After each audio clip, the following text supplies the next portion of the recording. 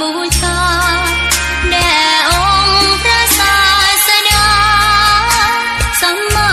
สัมพุทธเจ้ามีความงามเงียบไม่เปรียบเทียบเขาเทียบเราใครมองไม่งามช่างเขาแต่เจ้าก็คือดอกบัวด้วยความสัตย์ซื่อยึดถือความดีเป็นหลักใครรักไม่รักก็ไม่จมปลักมองมัวเมื่อโผล่พ้นน้ำก็เห็นความงามในตัวไม่ยึดติดในตมชั่วขอเป็นดอกบัวดอกดีใครไม่มองว่าบัวงามเด่นแต่บัวก็เป็นดอกบัวทุกวันอย่างนี้ไม่อยากเด่นดังแต่มุ่งหวังในทางเด่นดีเกิดมาเพื่อสร้างบารมีถวายชีพนี้บูชาดอกบัวดอกน้อยเฝ้าคอยคนที่ใจบุญมาโอบเอื้อเกื้อกูลรู้ค่าของบุญเก็บบัวขึ้นมาเพื่อสร้างความดีและเสริมบารมีดังว่าใช้ดอกบัวนี้บูชาพระสัมมาสัมพุทธองค์ขอนอบน้อมต่อพระรัตนตรัยแก้วเจ้าสามประการน้อมเอากุณพระพุทธเจ้ากุณพระธรรมเจ้ากุณพระสังฆเจ้ากุณพระอรหันตเจ้าอริยสงฆ์เจ้าจุตนตนจุองค์ได้เมตตาแผ่ปรมีมาปกเก่าเกษาปกห่มรักษาครูบาอาจารย์พระมหาเถระพระเถรานุเถระเปื่อนสหธรรมิกสหพรหมจารีทุกรูปทุกองค์ปกห่มรักษาศรัทธาสาธุชนคนดีเฒ่าแก่อีป่ออีแม่ทั้งหลายที่ติดตามรับฟังรายการเสียงธรรมแสงอรุณเจ้าวันนี้เป็นผู้เป็นเจ้าของรายการนั้นติดภาระธุระที่บ่สามารถจะจัดรายการได้ประกอบกับที่วัดพุทธศรีคีรีตำบลบ้านแปะอำเภอจอมทองจังหวัดเชียงใหม่ซึ่งครูบาอาจารย์ของเฮาประจำพรรษาอยู่พัฒนาอยู่ที่นี่นั่นก็คือท่านอาจารย์วรรณชัยชยานันโทท่านอาจารย์ได้สามสิ่งอันเป็นประโยชน์ต่อพระพุทธศาสนาเพื่อความรุ่งเรืองแห่งพระพุทธศาสนาได้สร้างเจดีย์ได้สร้างพระธาตุเจดีย์ซึ่งชื่อว่าพระธาตุเจดีย์พุทธศรีคีรีอยู่ม่อนดอยพุทธศรีคีรีแห่งนี้ศรัทธาญาติโยมทั้งหลายสิ่งปลูกสร้างต่างๆหรือว่าถาวรวัตถุในพระพุทธศาสนาบางอย่างสร้างกันมา100-200 ปีก็เสื่อมสลายตามสภาพวัตถุตามสภาพของสิ่งที่นำมาก่อสร้างนำมาเป็นโครงสร้างต่างๆบ่ว่าจะเล็กอิฐหินดินทรายมีอายุของการใช้งานอยู่พระพุทธธาตุพุทธศรีคีรีแห่งนี้ท่านอาจารย์วรรณชัยชยานันโทได้ทางความปรารถนาไว้ว่าโอ้ข้าจะสร้างอะไรอย่างสักอย่างนี้ก็อยากจะให้สิ่งที่ท่านได้สร้างได้ทำนั้นอยู่ไปชั่วลูกชั่วหลาน อย่างบัดได้ก็คือได้ 2,500 ปีหรือว่าเกินกว่านั้น เกินกว่านั้นก็คือเกินศาสนาของพระพุทธเจ้าเฮาไปตั้งตระหง่านอยู่บนดอยเพื่อจะรอการอุบัติขึ้นของพระสัมมาสัมพุทธเจ้าองค์ต่อไปคือพระศรีอริยเมตไตรได้อุบัติขึ้นในโลกก็จะได้มาหันว่าโอ้สาวกของพระสักยมุนีพระโคตมะพระพุทธโคตมะนั้นได้สร้างเจดีย์อันยิ่งใหญ่ไว้ประดิษฐานไว้บนดอยแห่งนี้ซึ่งเป็นยุทธภูมิเป็นทำเลที่ดีมากสถานญาติโยมอากาศเข้ารอบทิศทางมีความโปร่งโล่งสบายอากาศตั้งบนนี้เปรียบเสมือนสวิตเซอร์แลนด์ของเมืองไทยก็ว่าได้โดยเฉพาะในช่วงนี้ต้นฝนต้นหนาวปลายฝนต้นหนาวนี้ตอนนี้ที่บนดอยนี่อากาศประมาณ 12-13 องศานะสถานที่ตำบลบันแปะอำเภอจอมทองในขณะนี้อาตมาจัดรายการไปตัวก่อนหนาวไปตัวเนอะ คนที่พอรายการถ้าฟังรายการทาง Facebook ไลฟ์ก็ว่าท่านอาจารย์สมชาติจะได้ซุปหมวกอุ่นเหี่ยววันนี้นะเต้าสถาหูเย็นเสร็จแล้วบัดเดี๋ยวนี้นะแล้วก็มีอาการทางร่างกายที่แบบปกตินะ ด้วยความหนาวด้วยความหรือว่าด้วยความที่อาตมา 2-3 วันนี้บ่ได้พักผ่อนดีเนาะแล้วก็ใจร่างกายนักลำไปตัวเองก็อาพาธอยู่แขนยังบ่หายแต่เอาเปิ่นไปใจสะปะนะเลยรู้สึกว่าเกิดการอักเสบขึ้นที่บริเวณหัวไหล่ข้างซ้ายนะซึ่งที่เป็นแขนที่ใจที่ประสบอุบัติเหตุตกหลังคาวันก่อนปกติก็ยกแขนขึ้นได้วันนี้แขนลอยเลยสถานยกขึ้นบ่ได้เจ็บปวดตรงที่เส้นเอ็นระหว่างด้านหน้านะตั้งแต่หัวไหล่ลงมาถึงข้อแล้วก็ข้อมือเพื่อนนี่นอนตะคืนนี่โอ้สถานปวดตั้งแต่หัวค่ำมานอนปิ่นไปปิ่นมานอนท่าใดก็บ่สำหันบ่สำลานใจเลยกลายเป็นว่านอนบ่หลับสถาน23 นาฬิกาเพื่อจะได้หยิบก็ได้หยิบว่าโอ้พอนาฬิกาโอ้23 นาฬิกาแล้วตัวเองจะต้องตื่นเวลาตี 2 ครึ่งจะขึ้นมาจัดรายการตี 3ก็มันจะได้นอนตึงบ่หลับกิ่งไปกิ่งมาปวดนักเข่าลุกมาฉันยา2 เม็ดสถานมันปวดแก่ฉันยาแก้ปวดไป2 เม็ดก็ปี้เขาไปเลอะพักผ่อนสักกรรมพักไปพักมารับได้แต่มันหายปวดสถานรับไปก็นาฬิกาตั้งนาฬิกาปลุกไว้ตี 2:40 นาทีฟังหาไหนก็ได้สถานมันแบบปลุก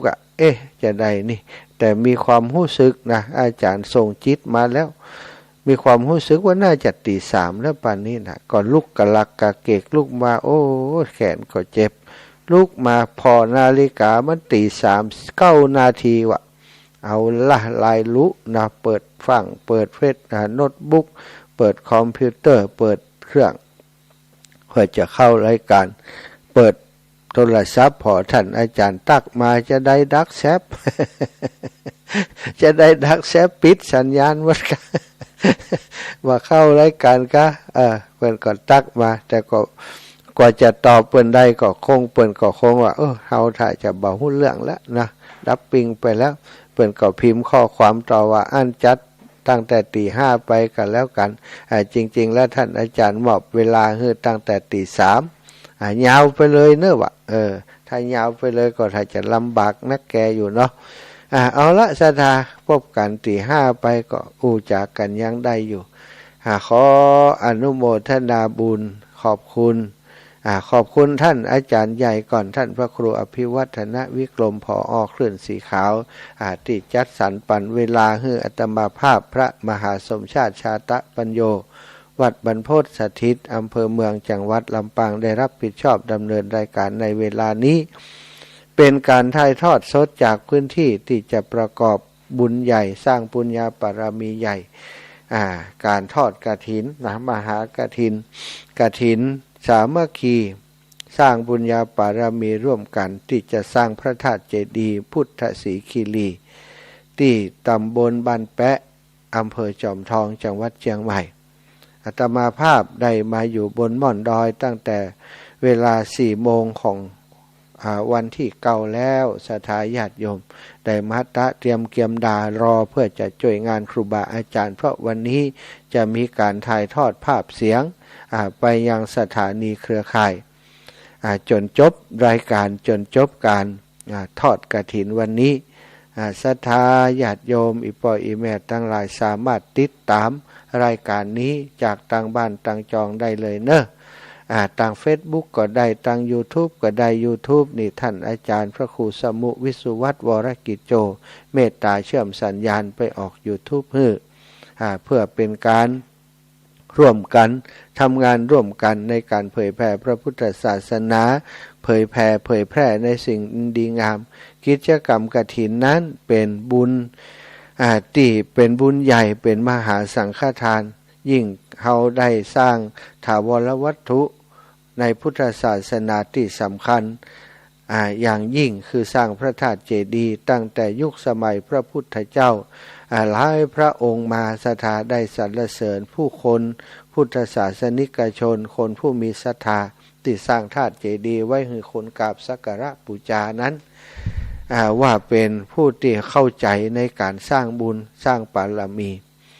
ท่านอาจารย์วรรณชัยชยานันโทอาตมาคงบ่ต้องอู้อย่างนักสำหรับศรัทธาติดตามรายการอยู่แล้วแต่ว่าสำหรับคนที่ว่ากำลังไหลมาไหลมาฟังกำลังเปิดใน YouTube ใส่นะท่านอาจารย์วรรณชัยชยานันโทหรือว่าถ้าคนบนดอยเปิดห้องโดยความเคารพว่าครูบาวรรณชัยท่านอาจารย์บวชมาตั้งแต่เป็นสามเณรน้อยจนปัจจุบันนี้อายุ60ปลายแล้วศรัทธาญาติโยมได้อยู่ในพุทธศาสนาได้รับใจครูบาอาจารย์มหาเถระครูบาเจ้าที่ยิ่งใหญ่หลายรูปหลายองค์หนึ่งในนั้นครูบาเจ้าขาวปีท่านอาจารย์นี่ได้เรียนรู้หลักการเรื่องราวในการก่อสร้างได้ร่วมงานบุญใหญ่ๆกับครูบาอาจารย์เจ้าแต่ละรูปแต่ละองค์มาได้จดได้จำได้เป็นสัตถิวิหาริกที่ดีได้ห้ามได้เฮียน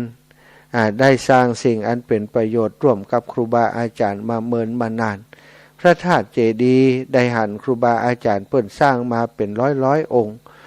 ได้มีส่วนร่วมในการออกแบบในการวางแผนในการทำก็หลายลูกหลายองค์เจดีย์หลายองค์พอท่านอาจารย์มาอยู่ที่ม่อนพุทธศรีคีรีที่นี่ในช่วงประมาณ10 กว่าปีที่ผ่านมาก็มาดำริเริ่มว่าสถานที่แห่งนี้เป็นยุทธภูมิมีภูมิศาสตร์มีอย่างที่ดีมีภูมิทัศน์ที่สวยงาม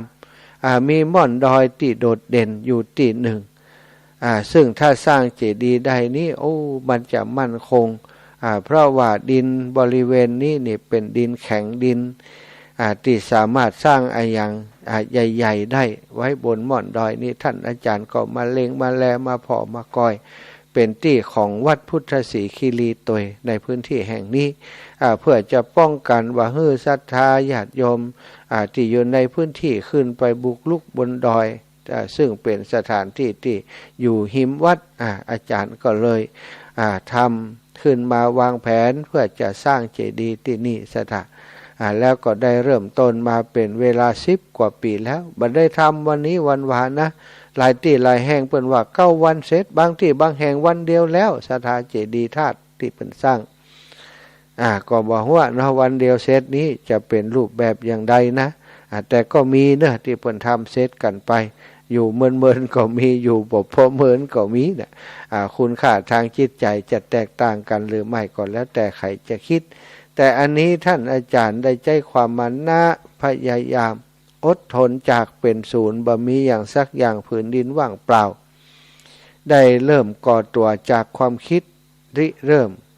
จากความคิดจากอุดมการณ์ของท่านอาจารย์ภาพปรากฏในสมองงดงามวิจิตรการตะอย่างใด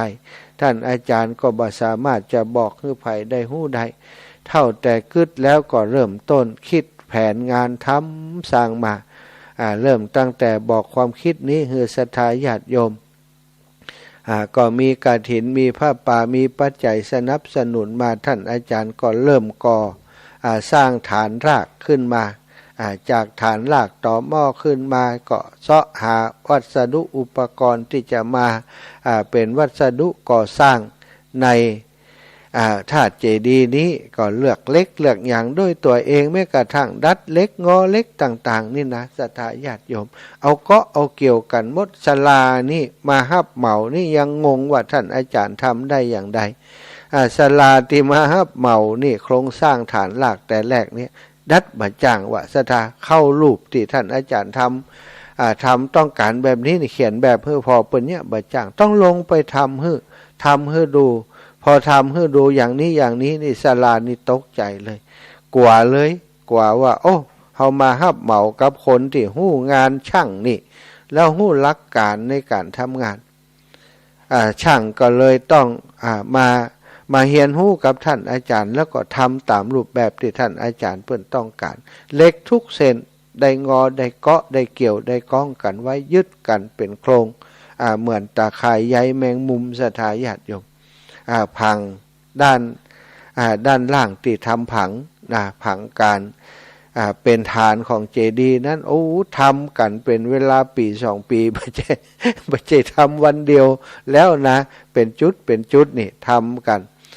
พอเสร็จแล้วท่านอาจารย์ได้ไปซ้อเอาศิลาแรงทั่วฟ้าเมืองไทยได้อยู่ 84,000 ก้อนก็บรรทุกขึ้นมาบนดอยสมัยนั้นถนนหนทางก็บ่อย่างนี้เน้อศรัทธาบัดเดียวนี่ลาดยางสุดปิดมาถึงเพนะ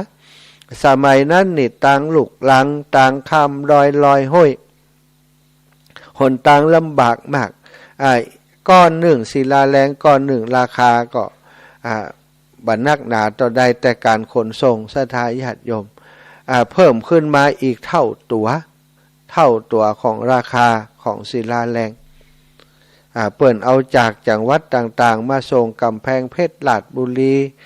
เพชรบุรีกาญจนบุรี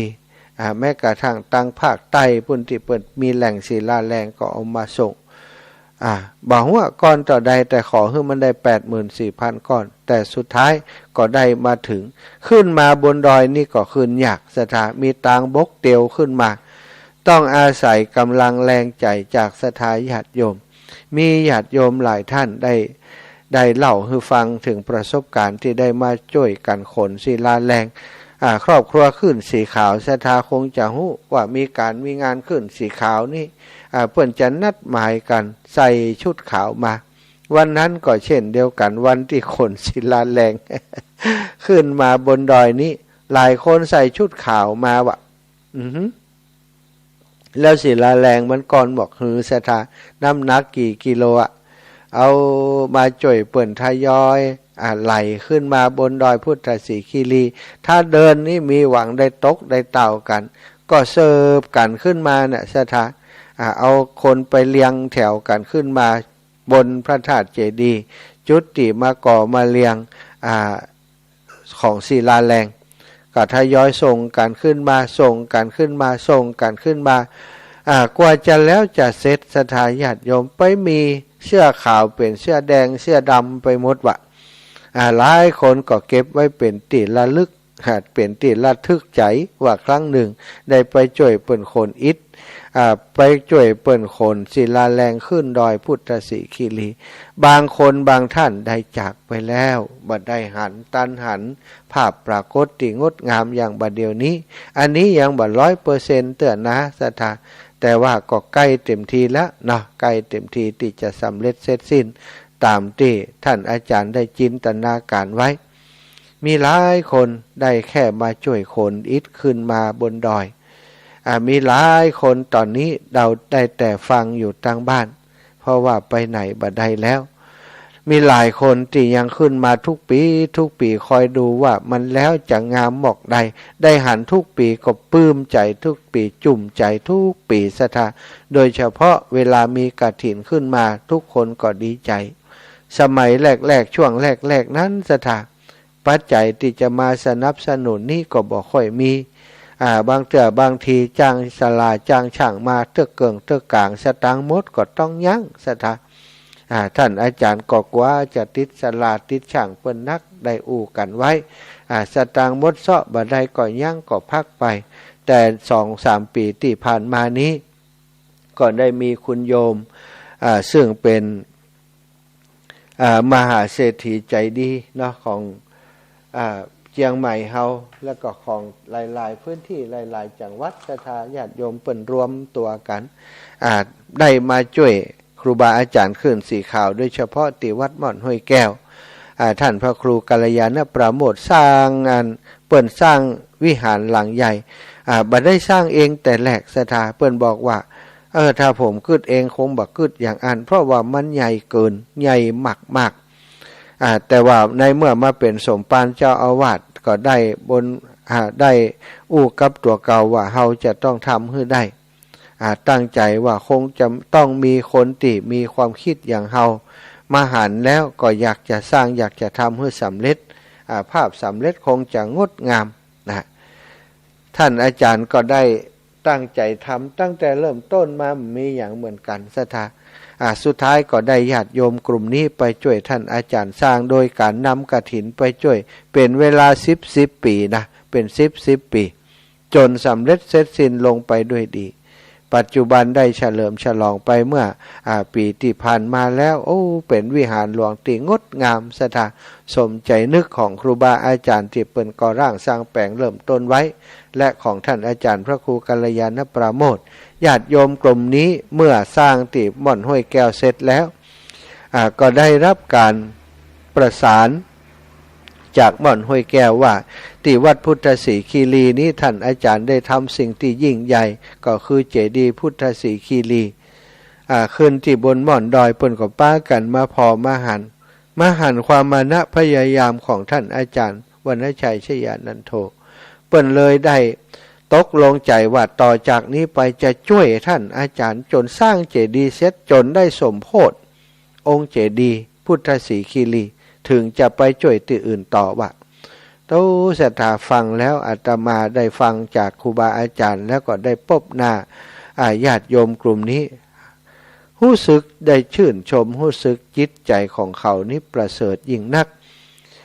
ตั้งใจทำบุญอย่างต่อเนื่องเป็นคนที่ทำอย่างต้องสำเร็จเป็นชิ้นเป็นอัน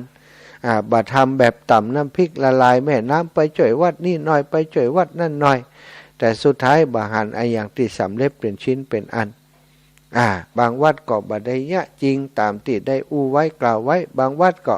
แค่เอาไปพัฒนาปรับปรุงสิ่งเล็กๆน้อยๆบ่ได้ทั้งบ่ได้หันเป็นรูปเป็นร่างที่ยิ่งใหญ่ศรัทธากลุ่มนี้จึงเป็นกลุ่มที่อาตมาคิดว่าจะทำนุบำรุงพระพุทธศาสนาให้เจริญรุ่งเรืองยั่งยืนไปเสี่ยงจีรการอันนานนั้นเป็นที่แน่นอนเนาะขอชื่นชมกับความตั้งใจของท่านอาจารย์และก็ศรัทธาญาติโยมที่มาช่วยทุกท่านทุกคนหมู่เฮาตั้งหลายที่เป็นครอบครัวขึ้นสีขาวเป็นลูกศิษย์ลูกหาของท่านอาจารย์วรรณชัยชยานันโทเฮาถึงบ่มีตังนักบ่มีตังหลายแต่หมู่เฮานี้คือกลุ่มก้อนองค์กรกลุ่มแรกๆที่มาช่วยสนับสนุนท่านอาจารย์กล่าวเสมอว่าถ้าบ่มีคลื่นสีขาวถ้าบ่ได้จัดรายการในคลื่นสีขาวถ้าบ่มีครูบาอาจารย์คลื่นสีขาวรวมโดยช่วยกันมาถ้าบ่มีศรัทธาญาติโยมผู้ฟังรายการคลื่นสีขาวมาสนับสนุนตั้งแต่แรกเริ่มเดิมทีมาภาพอย่างนี้ความสำเร็จอย่างนี้คงบ่เกิดขึ้นแน่นอนอีปอยอีแม่เพราะฉะนั้นศรัทธาลักศรัทธาเก้าจริงๆในการสร้างเจดีย์พุทธศรีคีรีคือพี่น้องหมู่เฮาทั้งหลายอาตมานี่ยังมาเป็นตังปิดตังปายมาหันเปิ้นพอสร้างพอจัดแล้วเนี่ยมาช่วยเปิ้น 2-3 ปีที่ผ่านมานิ่มได้ตั้งแต่บวชมาในพุทธศาสนานี้ก็ได้มีโอกาสมาสนองงานมารับใช้ครูบาอาจารย์มาตอบบุญแทนคุณเปิ้นจึงได้มีโอกาสมาหันบารมีธรรมอันยิ่งใหญ่ของครูบาอาจารย์วันนี้พี่น้องบนดอยหลายหม่อนหลายดอยแม่ลาน้อยเอ่ยแม่แจมเอ่ยน่าศรัทธาหลายที่หลายแห่งที่ท่านอาจารย์ไปเผยแผ่ไปช่วยการช่วยงาน ไปอยู่ไปจำพรรษาอยู่บางที่เป็น20-30 ปีโอ้ได้ติดตามลำตัวมาจากลูกศิษย์ลูกหาเป็นละอ่อนกลับกลายมาเป็นเจ้าของธุรกิจหลายๆอย่างจากเป็นเนนน้อยบัดเดี๋ยวนี้เป็นกำนันเป็นผู้ใหญ่บ้านเป็นเจ้าของธุรกิจเป็นปอเลี้ยงหลายคนวันนี้เอาโรงทานมากันเนื้อเลยสถานโรงทานบนดอยนี่ต่อกันลำเป็นลำรถเป็นลำรถเปิ่นเอามากองกันไว้ตะวาแล้วกันลำบัดน้ำแก้วเนาะเอาไปแต่พอดีคนเล็กคนน้อยปั่นกันไปเนอะจะไปเอาไต่ใหญ่มาใส่ ปั่นกันจิมนะโรงทานที่เป็นอาหารก๋วยเตี๋ยวก็ดีโรงทานกาแฟก็ดีขนมนมเนยต่างๆที่เปิ่นเตรียมกันมานี้นักหนาเนี่ยศรัทธาญาติโยมทั้งหลายได้หันเปิ่นเตรียมกันตะวาแล้วตะวาเนี่ยตะมาถึงท่านเปิ่นก็จัดดอกจัดดวงจัดสถานที่กันอาจารย์ได้กระซิบให้ฟังว่าคันลังขึ้นมาเนี่ยกันวันนี้นี่หนาวโอ้ท่านอาจารย์ไปที่ไหนมาคนนะปูดงานถึงบ่ว่างล่ะงานถึงบ่ว่างกันเจ้าบ้านก็เนี่ยเข้าโพดเนี่ยอย่างเปิ่นก็อิดกันก็เลยว่าปากันไปลุมวันดานะวันเดียวขึ้นกันมาช่วยกันศรัทธาปัดตระผ่องก็ตัดหญ้าผ่องก็เพี้ยวปัดกวาดเอาของผ่องก็เจ็ดถูสถานที่ต่างๆช่วยกันตึงลานเจดีย์ตึงบริเวณที่ศาลาบำเพ็ญบุญก็สำเร็จเสร็จสิ้นประดับประดาตกแต่งดอกไม้สวยงามอย่างสวรรค์เมืองแมนเลยศรัทธาญาติโยมศาลาวันนี้โตดอกไม้นี่เป็นว่าตั้งบนนี่เป็นแหล่งปลูกดอกไม้พอดีนะแล้วก็ลูกศิษย์ของท่านอาจารย์ทั้งนั้นถ้าเป็นงบประมาณในการจัดดอกไม้เนี่ยอาตมาว่ามันก็เกินแสนเพื่อนกะแต่ว่าอันนี้นะฟรีศรัทธาฟรีเขาเอาอย่างเขาเอาบุญทำทุกปีตั้งใจทุกปีแล้วก็กิจการดอกไม้เปิ่นก็เจริญหลงเรืองติ๊กนี่โอ้สุดยอดเนาะท่านอาจารย์ปารมีธรรมเปิ่นวันนี้ถ้าไผ่อยากหันก็มาพอเอาคนเดียวเดี๋ยวจะหาว่าท่านอาจารย์สมชาตินี่ตึงขี้โม้แต่นะความจริงก็บ่ได้โม้นะอย่างสมรักคำสิงว่าเฮามาหันจริงเนาะศรัทธาญาติโยมหันภาพหันการทำงานหันความเปลี่ยนแปลงของที่นี่ตั้งแต่ปีแรกที่มาจนบัดเดี๋ยวนี้มันเหมือนกับเนรมิตในหลายๆสิ่งหลายๆอย่างฝีมือของช่างก็ดีการออกแบบการคุมงานของอาจารย์ก็ดีละเอียดทุกขั้นตอนแม้กระทั่งการสร้างอาคารศาลาปฏิบัติธรรมนี่ก็วางแผนไว้ตรงนู้นเป็นที่พักของโยมตรงนี้เป็นห้องน้ำห้องท่ามีที่พักมีจั่นใต้ดินมีที่พักมีห้องน้ำเพียงพอศรัทธาคนมาสัก1,000 คนนี้รับได้สบายมากฉะนั้นนี่มันบ่ใช่แค่สร้างเจดีย์พระธาตุอย่างเดียวเอามาสร้างเหมือนกับว่าสร้างวัดหลังหนึ่งสร้างวัดแห่งหนึ่งเลยตั้งบนนี่นะตั้งลุ่มก็มีวัดอยู่ที่ท่านอาจารย์จำพรรษาอยู่ก็เป็นวัดที่อยู่ตั้งลุ่มดอยลงไปแต่ตั้งบนนี่ต่อไปในอนาคตก็คงจะเป็นเหมือนกับวัดหนึ่งเพราะสิ่งที่สร้างนั้นตั้งใจให้ตั้งบนนี้สามารถประกอบกิจทางศาสนาได้ทุกอย่างทุกประการนี่ต้องขออนุโมทนาบุญครับท่านอาจารย์วรรณชัยจัดใหญ่วรรณชัยชยานันโทและศรัทธาญาติโยมหมู่เฮาทุกคนที่ได้มีส่วนร่วมในการสร้างพระธาตุเจดีย์กับท่านอาจารย์แล้วเจดีย์พระธาตุแห่งนี้ถ้าจะประเมินราคาตัวของเจดีย์ที่สร้างนี้นะ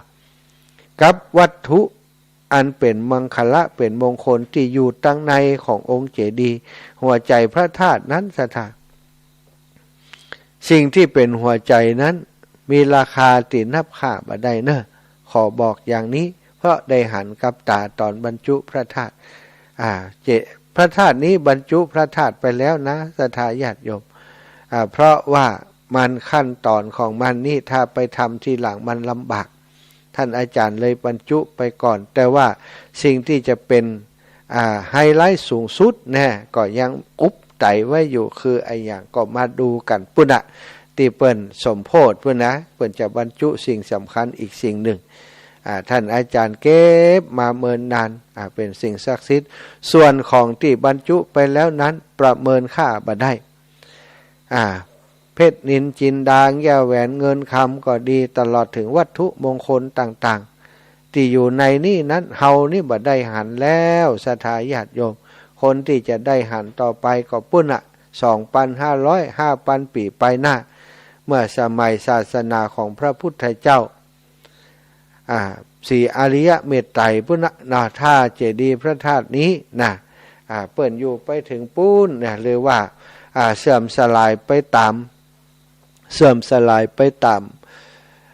ธรรมชาติ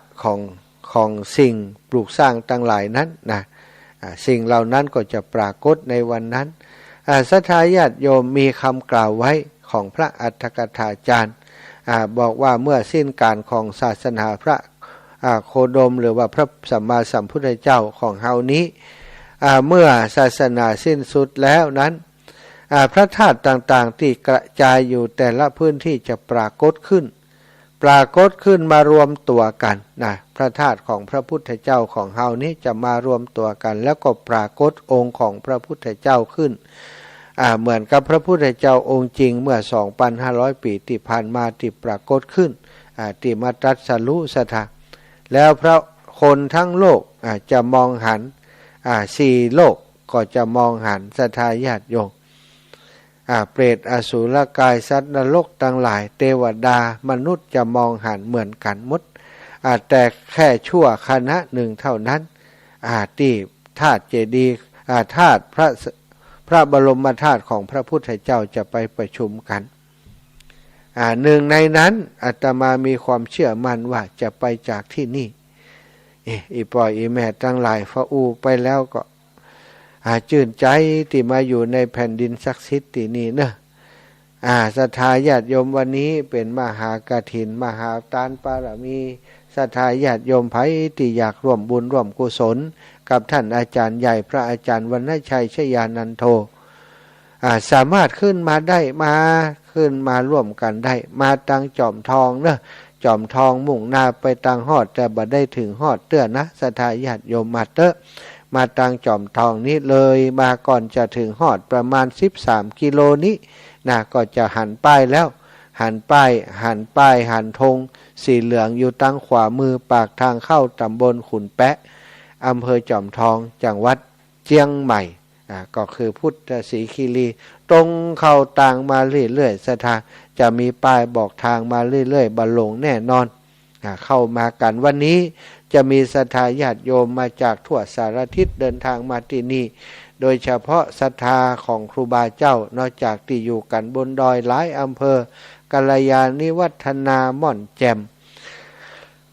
แล้วก็แม่ลาน้อยนี่ศรัทธาพี่น้องต่างปูนต่างหลับปูนบันโลบันห้วยบันห้วยโทกบันห้วยโทกบันโลนะก็จะมากันบันโทกบันห้วยโทกเนาะห้วยละห้วยโทกก็จะมากันเนี่ยพี่น้องจากเจียงตังดอยหล่อนี่ก็อู้กันว่ามากันหลายตังป่าซางตังหนองผาขาวก็จะปาศรัทธาญาติโยมมาตังแม่ย่าจันเรือนใสก็เดี๋ยวก็ขึ้นมาและตุลุงยองก็กำลังจะเดินทางกับท่านอาจารย์พระครูอภิวัฒนวิกรมก็จะมาสลับซับเปลี่ยนกันนะในพิธีการต่างๆก็จะมีครูบาอาจารย์เปิ่นเข้ามาช่วยกันศรัทธาอาตมาภาพนี้ก็จะมาดูแลควบคุมเรื่องของเสียงเรื่องของการถ่ายทอดเรื่องของการบันทึกภาพต่างๆช่วยกันวันนี้เนาะเดี๋ยวก็จะได้ปะนะชั่วโมงต่อไปนี่ศรัทธาได้เจอของจริงท่านอาจารย์วรรณชัยชยานันโทตอนนี้ก็คงจะเตรียมความพร้อมแล้วนะจะมาออกรายการที่นี่หรือว่าท่านอาจารย์จะออกรายการที่กุฏิที่เดิมที่ท่านอาจารย์ออกอากาศก็บันแน่ใจถ้าออกรายการที่นี่ก็ต่อจากที่อาตมานี่เลยเวลา6 นาฬิกาถึง7 นาฬิกาแต่ช่วงนี้เนาะศรัทธาก็คงจะฟังกันได้จากหลายที่หลายแห่งก็ขอขอบคุณทุกสถานีที่เชื่อมสัญญาณรับสัญญาณจากม่อนพุทธศรีคีรีนี้ไป ส่งให้ศรัทธาญาติโยมแต่ละพื้นที่ได้สดับรับฟังโดยพร้อมกันยินดีต้อนรับสวัสดีธรรมะสวัสดีครับอีพ่ออีแม่ทั้งหลายทุกท่านทุกคนที่ติดตามรับฟังรายการอยู่ในขณะนี้อาตมาภาพพระลูกพระหลานพระปิพระน้องพระมหาสมชาติชาตะปัญโยได้รับใจครูบาอาจารย์มาถ่ายทอดเธอเปิ่นตีอยู่ม่อนดอยพุทธศรีคีรีก็อยากเจริญพรให้ศรัทธาญาติโยมท่านเจ้าทั้งหลายได้มีโอกาสมาแอวมาหันการต้านกฐินอันยิ่งใหญ่ที่ม่อนพุทธศรีคีรีในวันนี้โดยมีวัตถุประสงค์ที่จะสร้างพระธาตุเจดีย์ให้สำเร็จลุล่วงไปปีนี้แหมปีหนึ่งนะก็คงจะได้แล้วนะเนี่ยสำหรับการที่จะทำสิ่งที่ยังบ่เสร็จเตือนแล้วก็สิ่งที่จะทำต่อไปแหมปีหนึ่งนี่ก็จะเป็นกฐินเพื่อจะได้นำมาเป็นปัจจัยในการปล่อยหลวงปล่อยหลวงนี้คงจะยิ่งใหญ่จะต้องเตรียมสถานที่จอดรถจอดลาที่ทำกิจกรรมต่างๆนี่คือเรียบร้อยบริบูรณ์ยิ่งกว่านี้สถานต้องทุกอย่างหมายความว่าต้องเสร็จสมบูรณ์ก่อนบ่อันจะรับมวลมหาชนที่จะขึ้นมาที่นี่เป็นพันคนนี่ลำบากนะเนาะก็แจ้งคือศรัทธาได้ร่วมอนุโมทนาบุญเนอะทุกสิ่งทุกอย่างที่อาตมาอู้ไปนี่มีเกิงเดียวบ่ถึงเกิงด้วยซ้ำไปกับสิ่งที่ได้หันด้วยตาแต่ว่าบางทีมันบรรยายบ่ได้เนาะศรัทธาวันนี้ก็อยากจะให้ศรัทธาทุกท่านทุกคนได้ขึ้นมาแอวได้มาหันด้วยตาตัวเองแม่แก้วกันทะวังแม่ย่าอยู่ที่บ้านขวางเปาพี่น้องขวางเปาพี่น้องจอมตองก็จะปากันขึ้นมามาลูกหลานมาส่งก็มีเมารถกันขึ้นมาก็มีเนอะพี่น้องตังหอดตังอย่างนี้ก็จะมากันหลายอยู่ต่างจังหวัดพอมาถึงแล้วนะแม่น้อยอินทราศรีนี่ลูกลำปางมาแล้ว แม่เพนนะลำพูนก็มาแล้วโดยท่านอาจารย์สมชาติมาตวาเนาะวันนี้ก็มีตรงกันหลายที่หลายแห่งเนอะสถานเลือกไปเอาเถอะลำปางก็หันว่าที่บ้านกาดโป่งของแม่แก้วสิงแก้วนี่ก็มีกฐินวันนี้วันที่10เนาะที่วัดศรีภูมิมาด้วยเนอะอีปอยอีแม่ตั้งหลายวัดศรีภูมิมาของท่านอาจารย์หลวงพ่อท่านพระครูอุดมศิริทัตครูบาอาจารย์ของอาตมาอาจารย์ใหญ่ของจังหวัดลำปางของเฮาเนอะฝ่ายเผยแผ่ผ่ายจัดรายการเนี่ยโอ้เตดทำเมืองได้ไพเราะมากหลวงพ่อเป็นตนเมตตาเมตตาตึงสัตว์ตึงคนตึงพระสงฆ์องค์สังฆเจ้านี่หลวงพ่อของเฮาวันนี้เปิ่นมีกฐินนะสถาวันที่10ตะวานี้ได้ตะวานี้วัดบันกิวอาตมาก็ได้ไปช่วยท่านอาจารย์เสน่ห์ก็ได้อยู่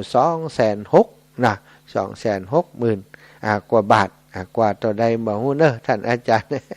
ได้มาช่วยท่านอาจารย์พระครูอภิวัฒนวิกรมเหียตะวาเนาะเอาละศรัทธาแบ่งเวลาให้ศรัทธาได้โทรเข้ารายการมาเพื่อจะมีศรัทธาอยากจะอู้จะเอ่ยเรื่องอะไรหยังเนาะติดได้ฟังวันนี้โอ้มีความรู้สึกอย่างใดพ่องโอ้อยากจะขึ้นไปท่านอาจารย์เส้นทางเป็นอย่างใดพ่องหรือว่าอีแม่ไปบ่ได้แล้วนะจะหอมได้อย่างใดนะอันนั้นก็โทรมาหลังที่อาตมาออกรายการไปก็ได้เนาะจากที่ไหนตั้งใดลอง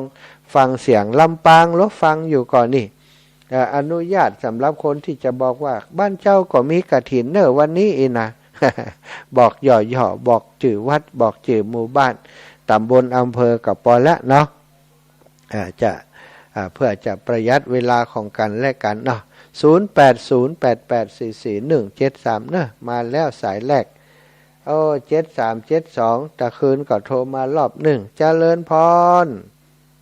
เจ้าไว้ตาเจ้าแม่น้อยกัดนัดตะกี้ฟังอาจารย์วันยงเนาะตอนเจ้านะตอนรอบเล็กเพิ่นก็ว่าสถานี103.50ออก4โมงก็ความจริงแล้วเพิ่นออก3โมงแต่เจ้าเพิ่นเปิด2โมงครึ่งแล้วเพิ่นจะทำวัดก่อนแล้ว3โมงเพิ่นจะเปิดจังหวะนะเจ้าแม่จ้าเจ้าเจ๋งหูเด้อเจ้าไว้สาธุขอบคุณเจ้าแม่สาธุสาธุเจริญพรแม่มอมอินแก้วตั้นวงฮับแล้วขจายนั่น เข้าใจอู้ก็ดับไปเสียแล้วทำได้ยินเสียงเฮาอ้าวท่านอื่นๆโทรมาได้เลยเนอะโทรมาอู้มาจากันได้เนาะใครอยากจะขึ้นมาบนม่อนดอยก็ยินดีต้อนรับสถานที่แห่งนี้ต้อนรับนักศิลป์นักบุญทุกท่านทุกคนได้มาหันวิวได้มาหันบรรยากาศดอยขุนแปะเป็นอย่างใดหนาวแต่กาเนี่ยมาพอเอาคนเดียวถ้าบ่เอาเสื้อกันหนาวมาบ่ต้องขึ้นมาเนอะ ตายแน่เจริญปอนพี่น้องเมืองฝางสาธุแม่ฟังอยู่เนื้อลูกเนื้อยังตื่นแต่กันนี่อยู่มุ่งอยู่นี่อยู่มุ่งอยู่ลูกไปอย่างเจ้าลูกกับเพื่อจะ6 โมงแล้วถึงเหมือนนึ่งเข้ากันแล้วนี่แม่ร่วมบุญในคนไม่จงดีแต่ว่าเนี่ยเจ้าแม่จงดีก็ขึ้นมาแล้ววันนี้มาขึ้นค่ะทงจะโอนให้ท่านอาจารย์เดินทางบ่อยอินดูเปิ้นก็บ่ใจของใกล้ก็จะมาโอนไป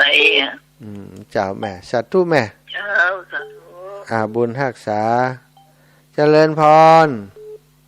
ไหว้สาเจ้าหนาวก็บนดอยแม่14 องศากะ13 14เนี่ยจะมาก่อตั้งรถได้ใส่เสื้อแขนยาวไปอยู่เนาะถ้าเอามานี่ฮู้กับไผอะแต่ว่ามาเพียวพัดปัดกวาดอย่างเรียบร้อยเฮียออกกันหล่นไปอาบน้ำส่งน้ำมาก้อนมาอันอาบไหวแม่มันได้ออกกำลังแล้วได้ออกกำลังแล้วมันมีเหี่ยน้อยก็ไปส่งน้ำเจ้านี่ไผ่มันถามไม่ก็บอกเขาอะตึมอับหนาวแม่กับลูกเตรียมตัวแล้วงานเดี๋ยวนี้นะอาจารย์ไปครับแม่ล่ะรถตู้ก็แม่ยัง6 โมงเก่งก่อนรถจะมาครับเจ้ามาถึงเพศ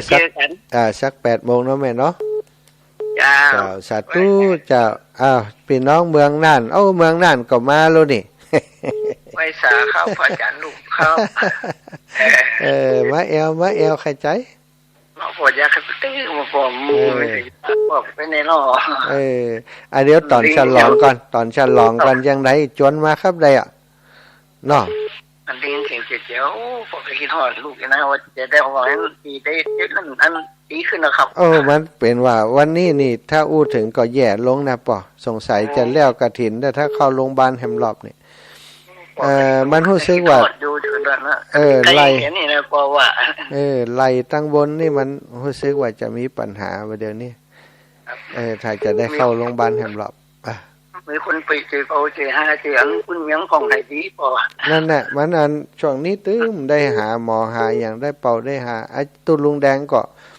ป้ากันก็ได้เป่าเห็ดเตื้ออ่ะคนใกล้บ้านเห็นป่อกินหอดอยู่ป่อเดี๋ยวจะไปนอนโดยเป่าพวกนี้จ้ะสาธุอีปอเนอขอบคุณปอที่เป็นห่วงตุลุก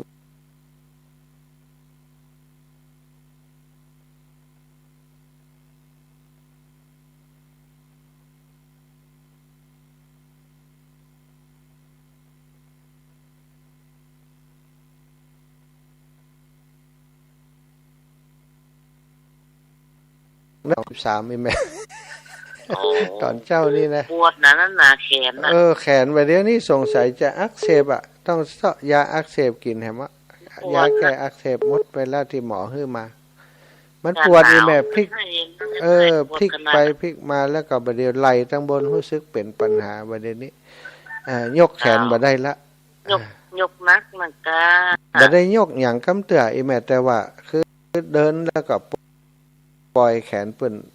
แกว่งพ่องอย่างพ่องเอียกะเปิ้นทำสมบูรณ์แต่นะรักษาสุขภาพตัวเนอจ้าแม่ขอบคุณแม่นักเจ้าโมทนาบุญตัวเนอกฐินนะเจ้าสาธุได้บุญเต่ากันเนออีแม่เจริญปอนแม่สุขแก้วสอนศีลสอนเพิ่นจ้าเด้อท่านพระมหาเจ้ามันเดี๋ยวนี้มีวัดม่อนศรีกิรีอาจารย์วรรณซอยพุ่นละเนาะเจ้าแม่มาตะวันแล้วเจ้าคือความอบอุ่นแก่ร่างกายนักๆเด้อเจ้าแม่เจ้าหอนชุบหมวกใส่หมวกกันหมดเจ้า อากาศมันบนดอยมันช้ำหนาวเลยตั้งรูปนะเจ้าใจละแม่เจ้าแม่ถูกแก้วศิลาพรสิทธิ์เตี้ยบ้านองหลักปูนเด้อฟังอยู่เด้อติดตามรายการทุกระยะต่างเด้อเจ้าสาธุโยมแม่สาธุขอคือสุขภาพวันสมบูรณ์แข็งแรงจะไปได้เก็บได้โจรสั่งกันเด้อเจ้าแม่อดเอาเดี๋ยวนี้แล้วกฐินจะไปหาหมอแหมกำกันติดกฐินนี่4-5 วันมันได้พักได้พรล้ำเจ้าประเด็นรายการบนดอยจบตึกวันที่15มันก็จบกฐินนะเจ้านะ16นี่จะไปหาหมอกันละเจ้าตัวความอบอุ่นแก่ร่างกายเด้อเจ้าแม่เจ้าเป็นห่วงเ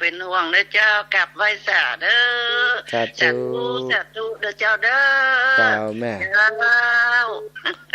แม่กาญจนาชัยนรินทร์เจ้าการไหว้สาเจ้าโยมแม่โทรไปจัดหลายนี่แหละ2-3 วันเนี่ยนะแต่ว่าข้อความอย่างนั้นโอ้มันอยู่อันบนดอยจับจังหวะที่ติ่มมีสัญญาณเนาะแม่แต่ว่าก็โทรไปมาครับอยากในประเดี๋ยวโทรจ้ะเดี๋ยวนี้โทรบ่ค่อยนี่นะมันอยู่บนดอยเพชรสำให้แม่บ่ค่อยติดแม่อย่างแม่จะรวมหยังแม่ได้โอนไปแล้วเนอะแต่วันซื้อนะวันที่วัดวันพุธเจ้าดูฝ่ายหนึ่งเจ้าหันแล้วเจ้าหันแล้วแม่หันแล้วเหรอเจ้าแม่เจ้าอนุโมทนาบุญให้แม่อยู่ดีมีสุขเนอะหายจากพยาธิอาพาธเนอะสาธุแม่เจ้าขอบคุณแม่กาญจนาชัยนรินทร์ปุ้นกอกไฟฟ้าลำปางสาธุเจ้าแม่เจ้าวันนี้คนโอนนั่นมาตีนั่นเปิ้นบ่กะมันจะอันนี้ปัญญาตาเนาะคงผู้ใจนั่นขายกับข้าวเจ้าแม่โมนทงนี่ก็เลยไปวานซ้อหาคนอื่นเนี่ย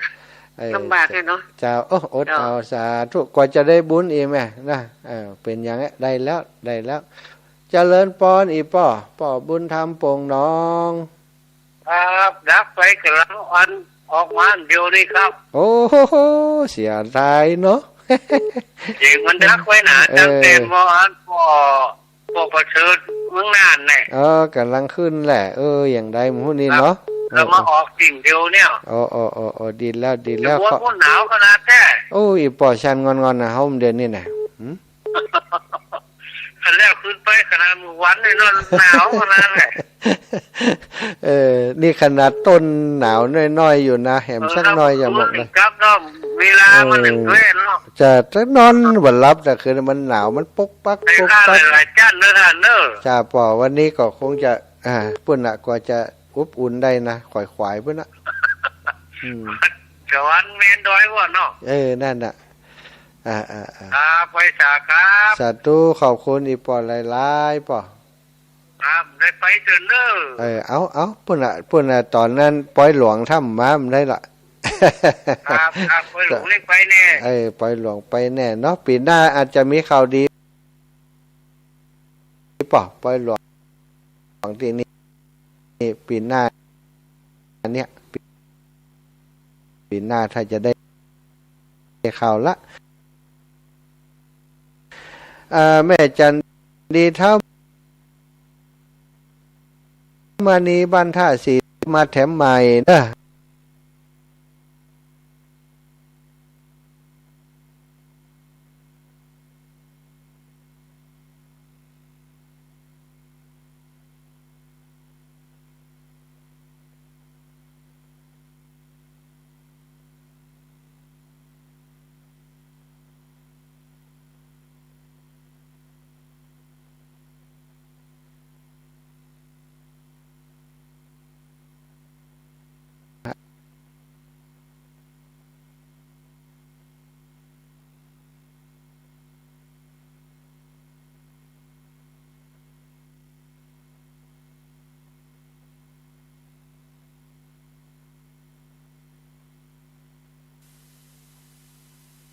เรื่องสัญญาณเน็ตแดงพอลึงมักจะลุดนะสถายญาติโยม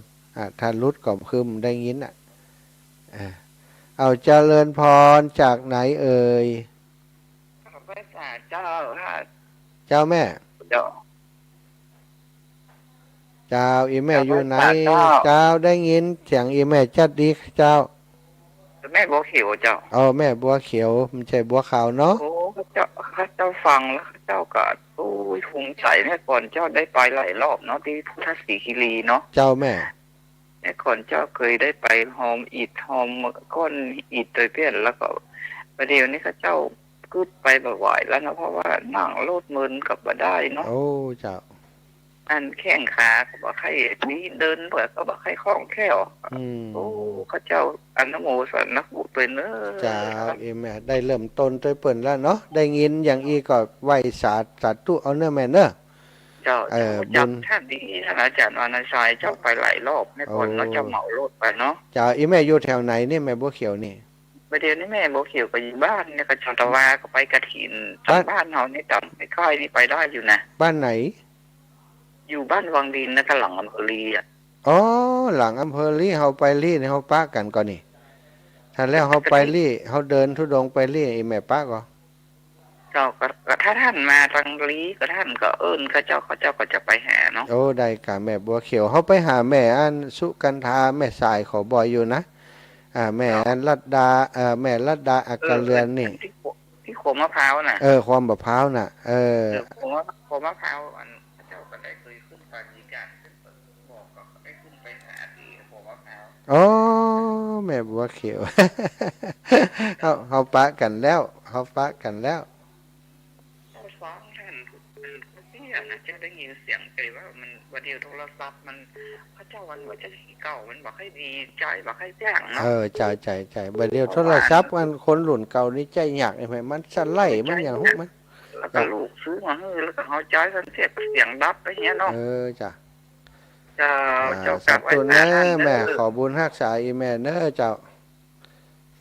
โยมแม่แล้วแต่ละเจ้าเสียงสถานีมันยังหายไปหอมมันนั่งโซ่เนี่ยตะกี้มันถ้าจะเป็นอันสัญญาณทางเพศมันรุดอีแม่มาเดียวเนี่ยเสียงมาเดียวเนี่ยเดี๋ยวก็เดี๋ยวมันกดติดอ่ะเจ้าเพราะสัญญาณเน็ตเนาะเอาละเนอะศรัทธาญาติโยมเดี๋ยวนี้อาตมาจะล่ำเวลาครูบาอาจารย์ที่ข้างสายอยู่เดี๋ยวจะฮับกันแล้วกันเนอะสัตว์ตุเจ้าแม่สัตว์ตุเจ้าตอนนี้ศรัทธาญาติโยมท่านอาจารย์วรรณชัยชยานันโทซึ่งเป็นเจ้าของตัวจริงนะของงานทั้งหมดที่จะเกิดขึ้นนี้ท่านอาจารย์มารอที่จะเข้ารายการแล้วเพราะฉะนั้นอาตมาภาพก็จะขอพักรายการของอาตมาช่วงนี้ไว้ก่อนกระเดียวเขาก็ใครจะโทรมาก่อนหลังรายการเนอะโทรมาหาอาตมาจะไปพังโทรหาอาจารย์ใหญ่เถอะนะคือเปิ่นได้ได้จ่ายอย่างก่อนเนอะอาจจะเข้าเพลงคือเปิ่นสักเพลงก่อนเดี๋ยวก่อยปะกันศรัทธาญาติโยมขออำนวยพรให้ศรัทธาเท่าแก่ปล่อยแม่ทุกท่านทุกคนติดตามรับฟังรายการเสียงธรรมยามเช้าจากอาตมาภาพจากบนดอยพุทธศรีคีรีวันนี้ให้อยู่ดีมีสุขอายุมันขวัญยืนทุกท่านทุกคนบุญทุกอย่างที่อาตมาภาพได้สร้างได้ทำมาและบุญทุกอย่างที่ครูบาอาจารย์ขึ้นสีขาวได้ทำมาขอเป็นบุญที่ส่งยุไปให้ศรัทธาอีพ่ออีแม่ได้เจริญไปโดยอายุวันนาสุขภละปฏิภาณธนาสารสมบัติจุเนื่องจุปการจัตตารโอธรรมาวัฏันติอายุวันโนสุข